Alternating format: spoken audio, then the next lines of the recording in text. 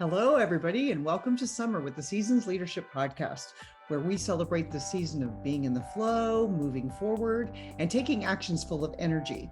Throughout the season, we're going to bring you actionable advice that improves your leadership and your life today.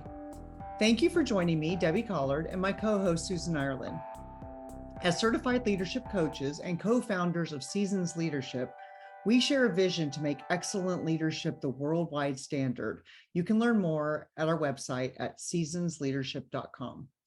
Join us in making positive leadership the norm rather than the exception. By listening and engaging in the discussions that we feature on this podcast, you can help us bring leadership excellence to the world. Thank you for joining us today. Today, we have Michael Bruce Image Consulting team here with us, Bruce Flommer and Pamela Forgreave. Michael Bruce Image Consulting is a premier head-to-toe image consulting company based in the greater Seattle area. They work with a diverse client base around the country to identify and elevate their personal style by educating how to dress authentically for their lifestyle, body type, and budget. Working with clients to first address their interior allows Michael Bruce Image Consulting to dress their exterior with personal style that is authentic to them individually and therefore long-lasting.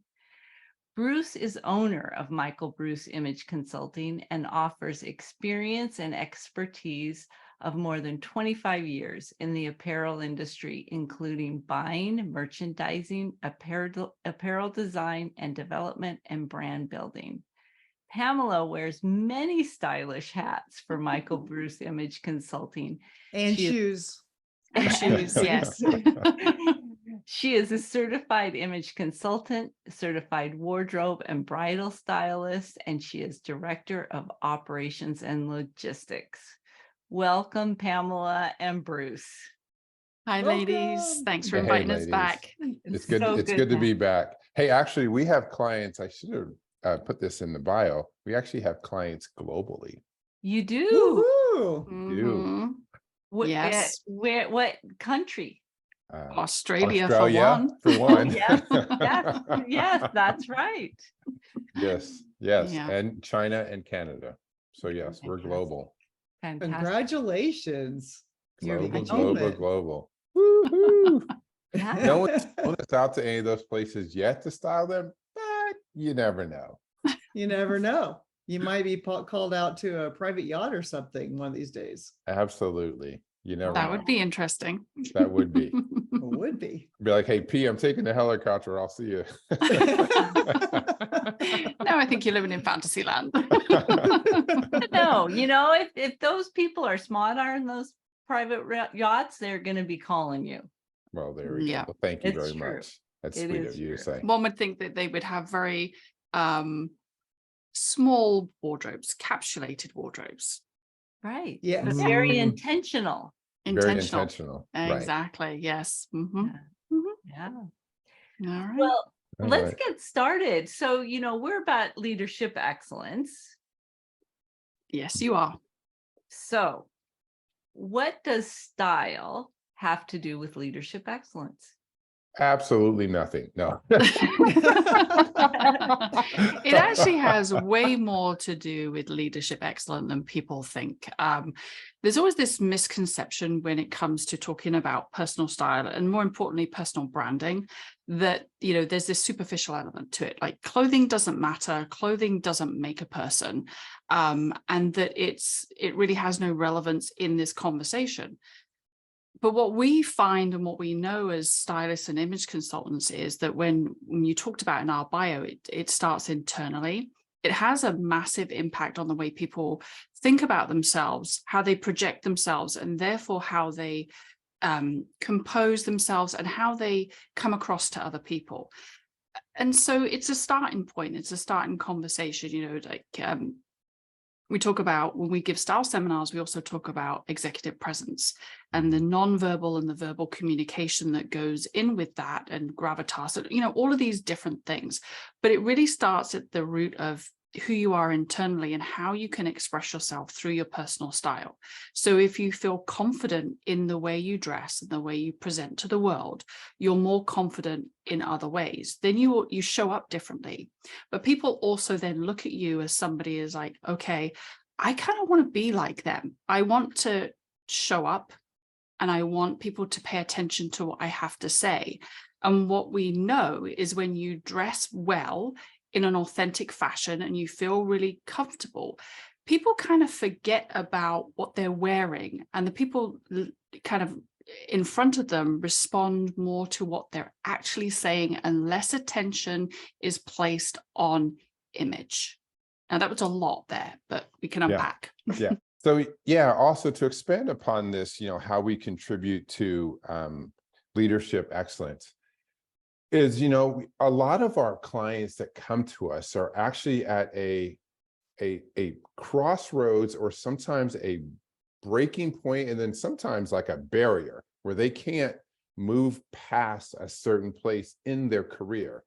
They realize what it is there's something about them that's not putting them in the light that they want, as far as the level that they want to go to. And we disseminate it, we talk about it, and it's literally their style. It's like, it's taking them too long in the morning to get dressed. They have meetings, they don't know what to wear. And we talk about this communication thing, like Pamela talked about. It's like, if your personal style and your personal brand is not communicating the message that you want to communicate to people, you're allowing the communication to be completely broken. And so personal style and personal branding, which is what we help people do, really helps them truly communicate what they want to communicate. Whether, the communication is, I'm confident, I'm competent, I'm trustworthy, all those things. And that's kind of executive presence. But it's all of those things that your style can communicate, or it can communicate something totally different. And if you're not in control of that communication, then you're not in control. Your style is not in control of it. It's like, that communication is so important. And people are like, now, like we had this client one time, and he worked for this company. He was a senior manager. He wanted to get to the next level. And he had an interesting job because he's an engineer, but he had to work with the engineers, software guys, but then also he was executive. So he had to work with all the executive mucky mucks basically in the room. And he was showing up more like an engineer, and when we modified his style, if you will, his boss looked at him and he said to him, he goes, now you're showing up. This guy now runs their corporate office in Japan. And he said it was because of his style that his boss said, now you're finally showing up. You always had in you, but we were waiting for you to show up. And it was just really interesting. The personal style part of it, his brand finally showed up. And he started communicating what he wanted, which is where he wanted to go. That brings to mind one of the things that we've talked about both in blogs and on other podcasts is sitting at the table, like showing up, same thing, right? So you're in the room, people know you're in the room, they're not able to easily ignore you because who you are is coming through. And so many times our clients, our leadership coaching clients, that is just a simple but profound thing that we talk to them about, is like, you have to actually show up in the room. And if you're minimizing, if you're wearing all dark drab colors and or no color, as I call it, and you're sitting in the side of the room and you slink into the conference room at the last minute, no one's going to pay attention when you speak up and have something to say in the meeting. Absolutely. They're going to go, oh yeah, okay, whatever, get back to the main thing, right? Because you don't stand out. But also I think people are worried that by elevating their style and maybe injecting color or whatever it is into their wardrobe, is they're going to stand out in a negative way. And the opposite is actually true, as you could, from what you've just said there, Debbie. It's like, you don't get noticed when you whether it's intentional or not, you, like you said, drab colors or black or things like that. There's this idea that in certain situations, you don't want to be flashy, and I'm using air quotes there, because it might have a different connotation. The reality of it is that you do show up. It shows that you're present. It shows that you're confident in yourself and your abilities, and people, you know, they will take notice. And it's not just because of the clothing, it's how you comport yourself. You will actually, you know, sit differently. You will, and we've seen this time and time again. And I always like to go back to kind of the psychology behind style a little bit. You know, yes, you have 30 seconds to make an impression, but the impression starts inside. And when we work with clients who are at these crossroads or bridges, or they're in transition stages of their lives and they need to take that step, when they start to see themselves in a different way by using their personal style, their inner dialogue changes with themselves too. And the way they stand and the way they sit and the way they speak changes significantly. Yeah. And we see it all the time. The shoulders go back, you stand a little straighter, you have this air of poise, an air of confidence, and everybody else around you wants some of that. They want to be in your sphere. So don't hide, don't be frightened to elevate. And I think it's also, it's a cultural thing too, whether it's workplace culture or whatever your environment is. You feel like you have to blend in or fade away, but that's not how you succeed in life. Nobody who's successful blends or fades. No. They step forward, and you have to do that with your style as well. Well, I can attest to this personally, and Debbie worked with me in Boeing, you know, so she has seen the difference in me after working with you two. And what you're saying is true. I think, you know, I never really thought I was horrible, but and you weren't. No, but I do look back at my pictures and I think like, oh God. But I think what it was is that you know, I grew up in that corporate environment, and it was definitely had a culture, and I figured out how to fit in. I think, and I did well. So this is okay. But I wasn't, I think, truly myself. Right.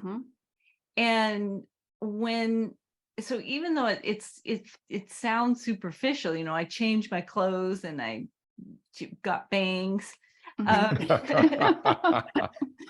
Bangs are always a winner. Well, yeah. I mean, I was so afraid to do that. I think that was the scariest thing ever. But I think it was what happened. It was a transformation. It was how I felt more comfortable. I felt more myself. And when I felt like I'm more myself, I could be more confident and show up for the work that needs to be done. Right. You know, there's nothing that's, you know, I wasn't like worried about, am I wearing the right thing, or does it fit right, or all of those things just weren't in my mind. I was like, whatever it is that needed to be done, I was there to do it fully myself, authentically, and it just felt better. And I also think you mentioned there, you kind of fit in, right? So depending on what your workplace is, whether you feel like, okay, this is a male predominant industry, right? So you feel like, well, I can't dress a certain way because of this. I need to align myself more with you know, pants and whatever.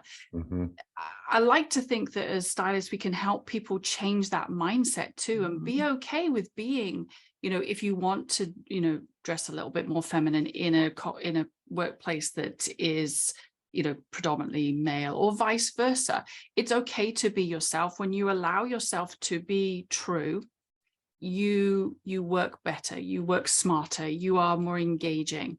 And I just wanted to touch really quickly on something else that you said about colors, like blending into the background, whether you're wearing drab colors or black. Those non-colors, as you described them, Debbie, actually have a negative impact as well, right? So they don't necessarily make you feel great about yourself.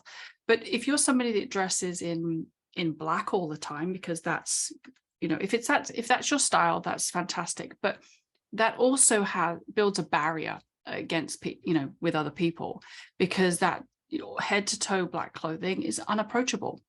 So while you're sitting there in the corner thinking, oh, I'm just blending in, what you're actually saying is, I'm not approachable. Yeah. So if you added a splash of color, that invites conversation, that invites you to step outside of your comfort zone and have people converse with you and feel like okay, maybe I do have a little bit more of that executive presence that maybe I was hiding behind the dark colored clothing. Yeah, and you guys mentioned in your questions about contribute to leadership excellence. And I think this is an interesting thing, because people, most of the time people come, probably 100% of the people that come to us think the same thing. Like, are you going to change me? Like, here's my industry, and like, I need you to fit in. I need to fit into my industry. And excellence is not about changing everyone and making everyone one thing. It's about figuring out who they are, what they want to accomplish, what their goals are, and then literally putting together a plan. That's what we do for them individually. Recently we have a client that he works for a tech firm, and he goes, here's a big challenge for you. I'm like, what? He's like, make my nerd t-shirts look really cool. I'm like, not a problem, bro. He goes, you can make nerd t-shirts look cool. And I'm like, we can style nerd t-shirts, not a problem. So he just sent me a text because he's on a trip, and he was like, everyone's like saying something about my new look and my nerd t-shirts look cool. And you got way more clients coming your way because you're going to make all the nerds look cool. But it was kind of funny because his executive presence, he said he's at a conference, and it's a completely different conference, and he's been with the company for years than he's ever experienced. And it's literally because he wakes up in the morning, he has his style grids, he knows what to put on, he knows what he's wearing works for what he's going to be doing that day. And it's made a huge, huge, huge difference for him. And it's just that excellence. And I don't think there's anything wrong, especially if you're in leadership, to be excellent.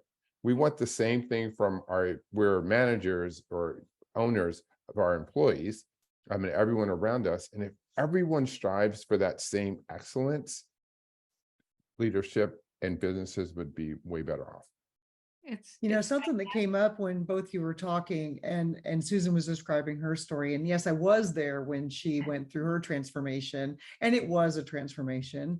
There was nothing wrong with you before, Susan, but Susan wasn't showing up. The word that keeps coming up for me is congruence, right? If someone is not congruent with who they are, that comes across loud and clear. And so I remember a particular situation. I did get Susan's permission to share this before I shared it on the podcast.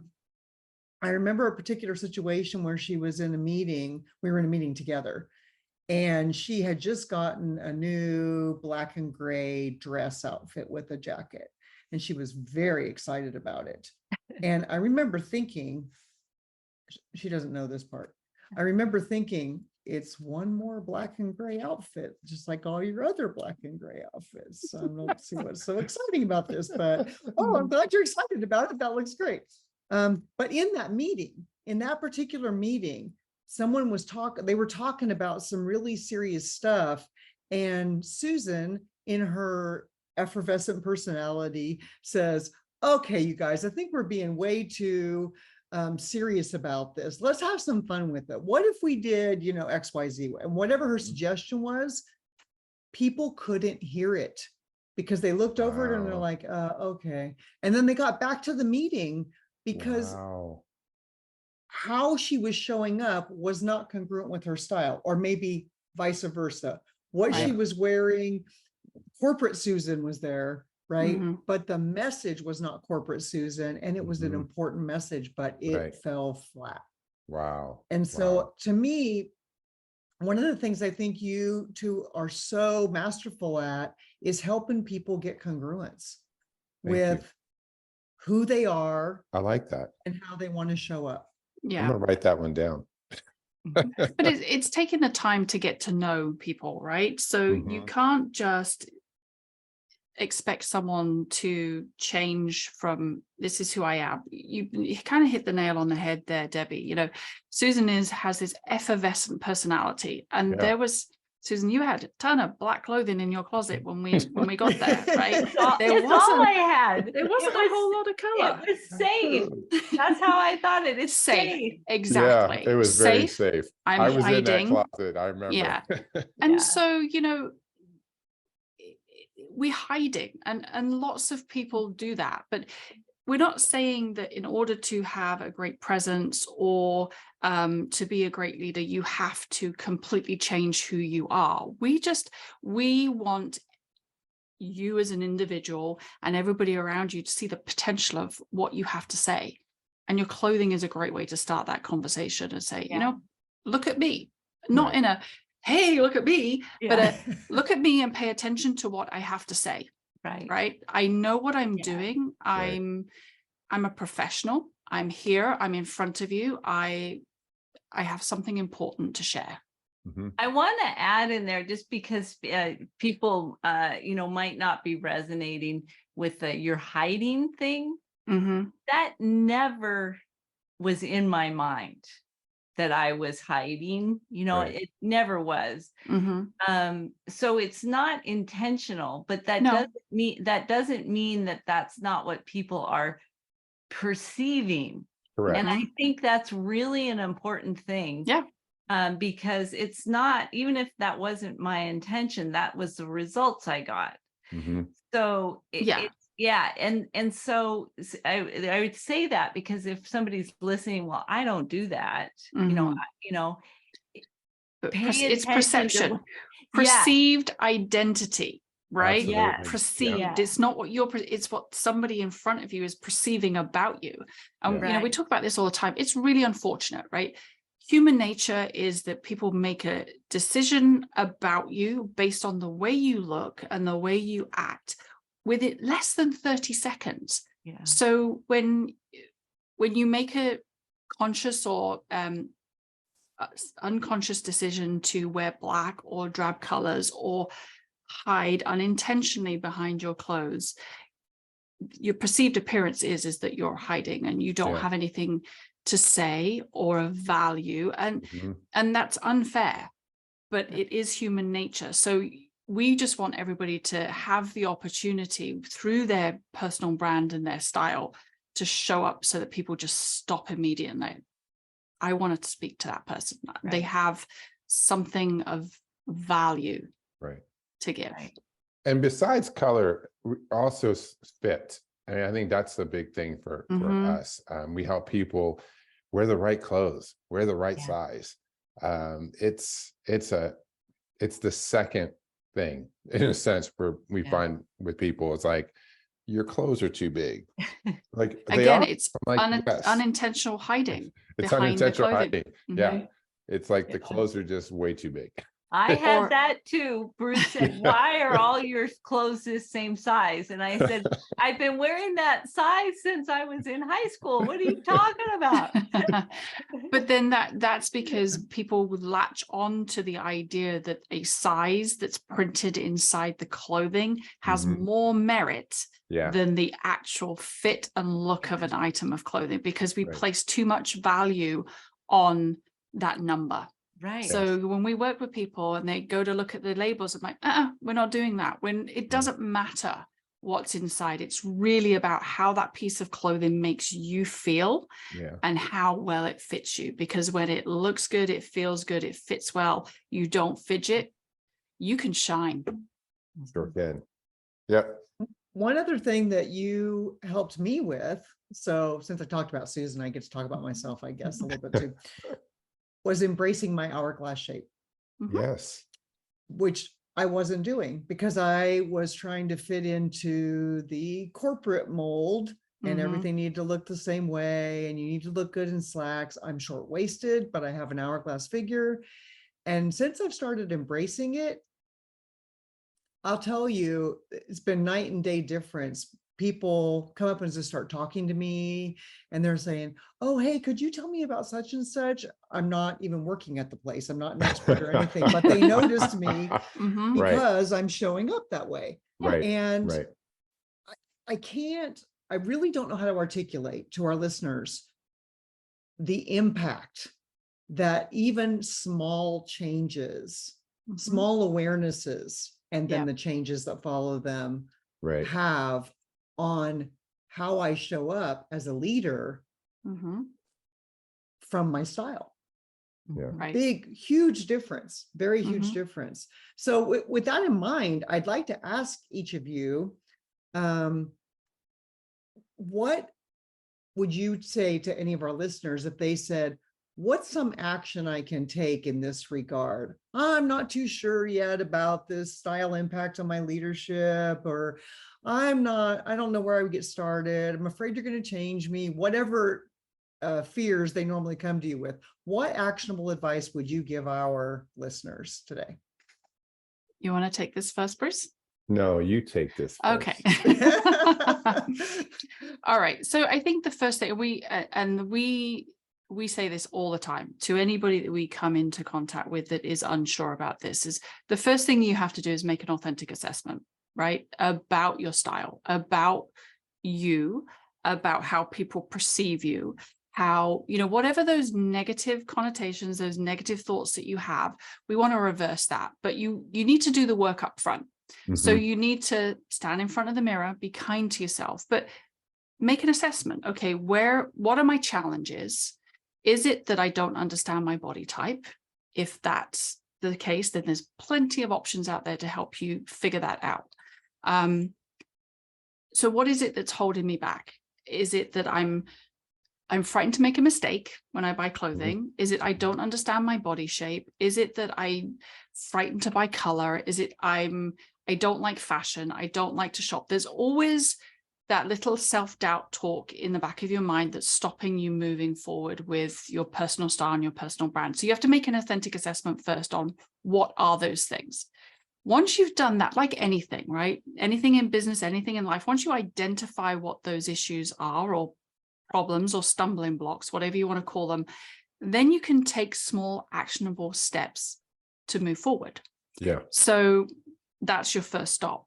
Then you can build from there. So with you, Debbie, it was embracing your body shape, because there's this idea that, oh, well, we shouldn't be showing off our curves, and we shouldn't do this, or we shouldn't do that. Well, we should do whatever we want to do.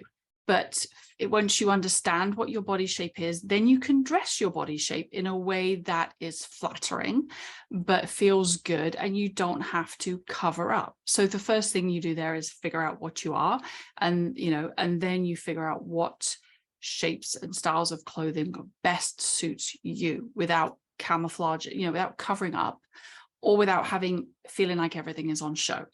So the authentic assessment is where everybody needs to start.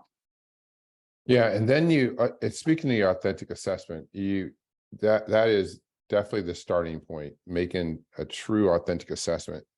And then I think you got to go, okay, where are your, like Pamela was just saying, your stumbling blocks? Where are your likes, dislikes, or the baggage coming from that makes you feel a certain way about your personal style, or why you do wear only black, or why your clothes are too big, or why it seems like when you put something on, it just never feels very good.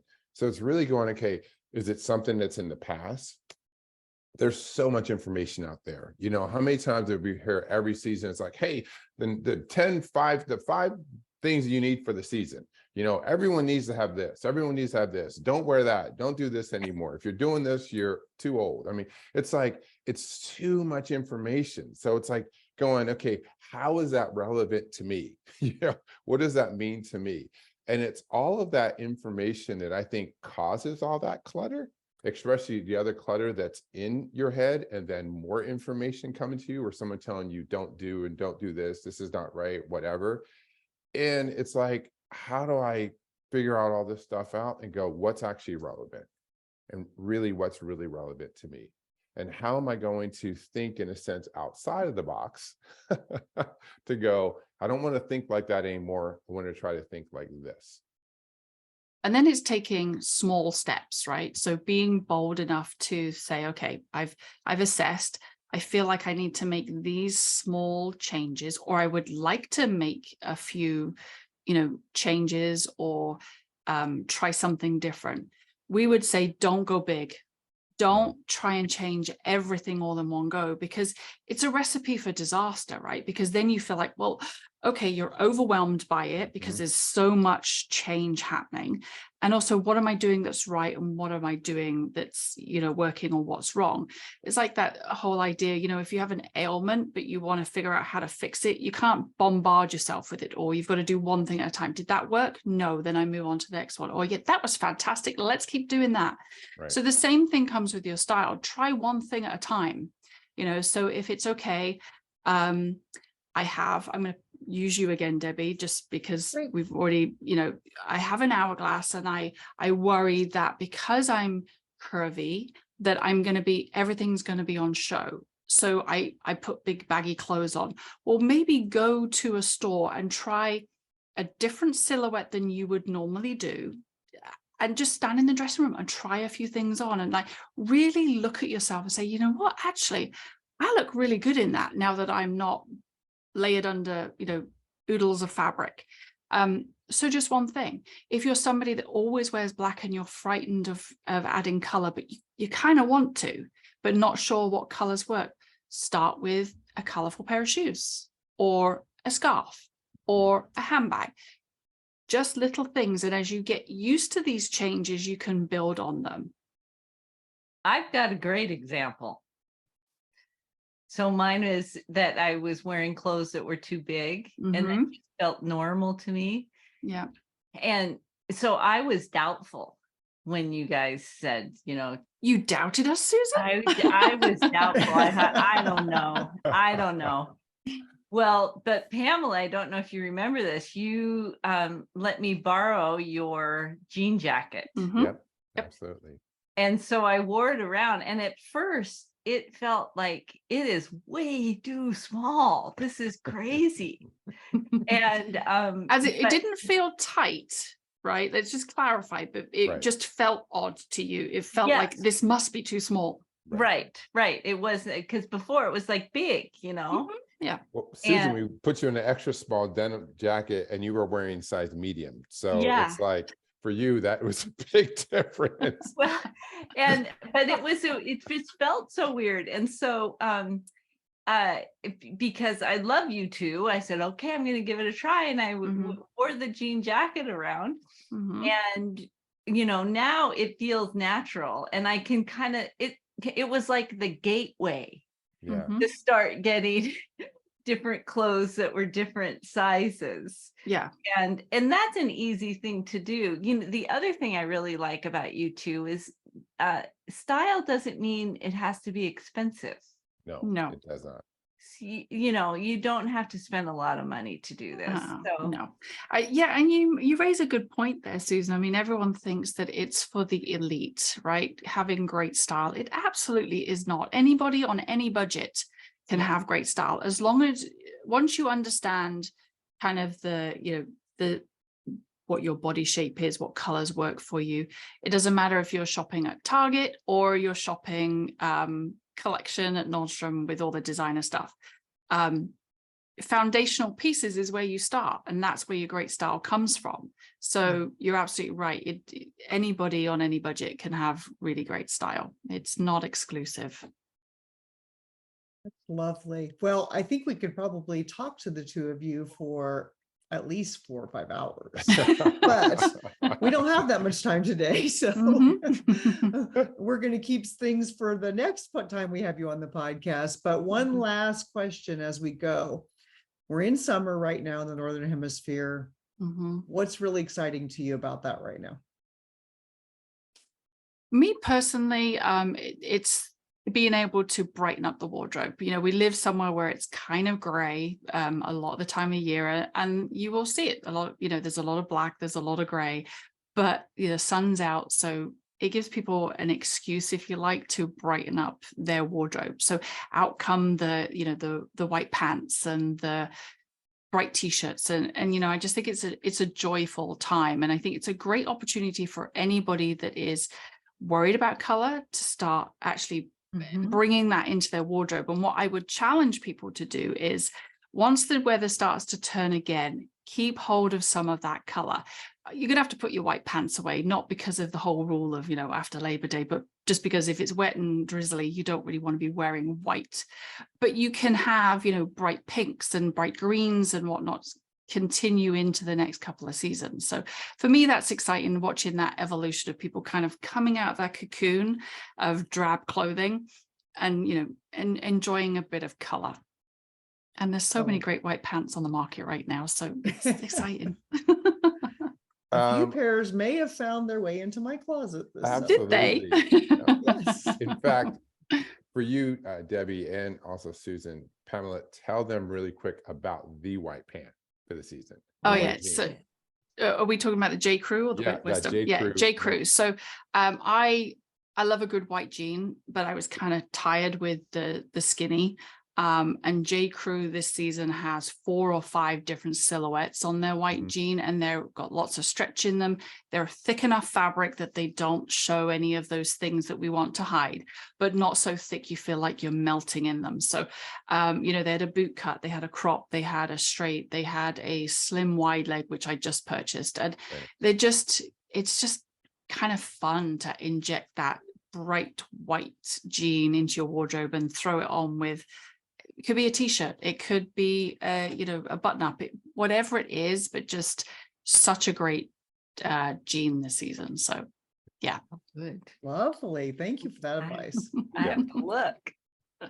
And I think for me, what I love about the season, and believe it or not, and you guys know me really well, I'm always heavily layered because it's cold in the Pacific Northwest. But when I get the chance to take a couple layers off, I'm actually really excited.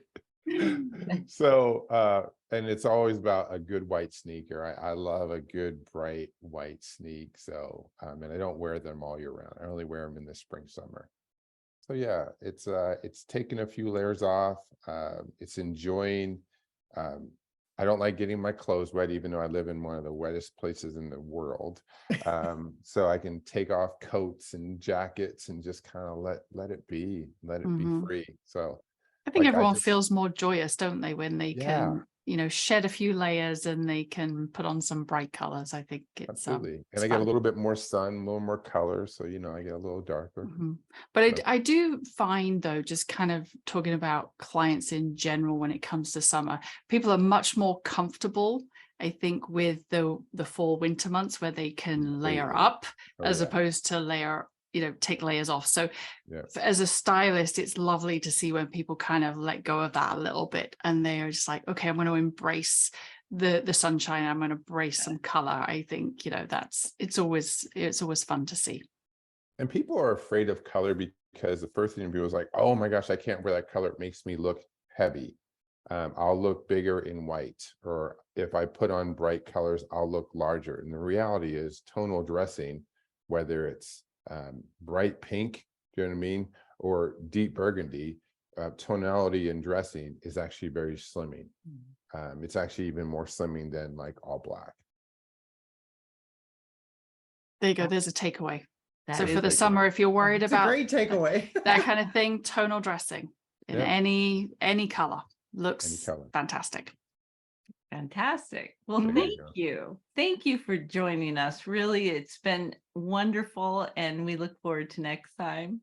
Absolutely. Anytime, Susan. Anytime you guys want us, we are here for you. We love you both to pieces, and we appreciate the support.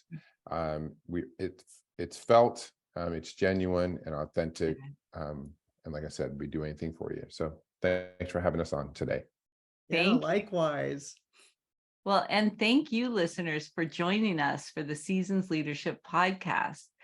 We hope you take these words of excellence with you to help strengthen the organizations and communities in which you live and work.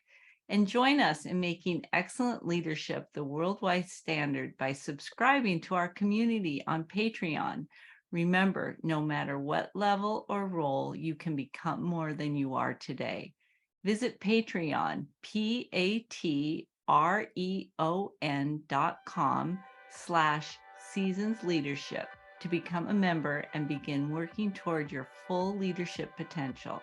We would love to connect with you as we build our community of excellent leaders. Until next time, we hope you enjoyed the positivity of the season of summer, where you are in the flow, moving forward and taking actions full of energy. Thank you.